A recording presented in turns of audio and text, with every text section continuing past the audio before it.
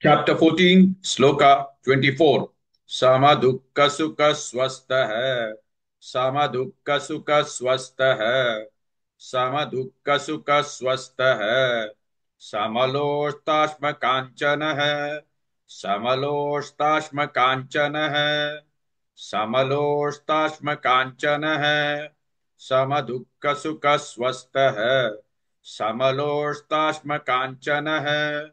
समदुःख सुख स्वस्थ है समलोष्टाश्म कांचन है समदुःख सुख स्वस्थ है समलोष्टाश्म कांचन है समदुःख सुख स्वस्थ है समलोष्टाश्म कांचन है समदुःख सुख स्वस्थ है समलोष्टाश्म कांचन है तुल्य प्रिया प्रियो धीर है तुल्य प्रिया प्रियो धीर है तुल्य प्रिया प्रियो धीर है तुल्य निंदात्म संस्तुति तुल्य निंदात्म संस्तुति तुल्य निंदात्म संस्तुति तुल्य प्रिया प्रियो धीर है तुल्य निंदात्म संस्तुति तुल्य प्रिया प्रियो धीर है तुल्य निंदात्म संस्तुति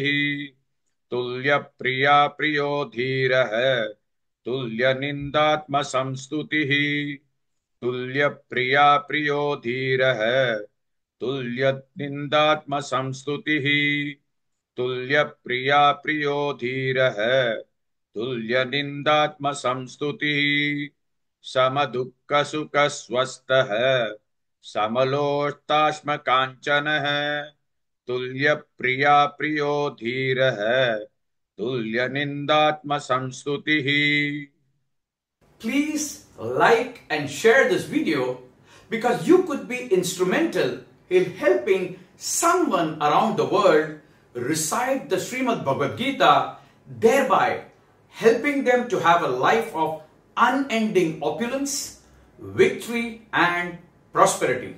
This is mentioned in chapter 18, sloka 78. Yes, don't forget to buy my book, Leadership Can Be Child's Play. Namaste.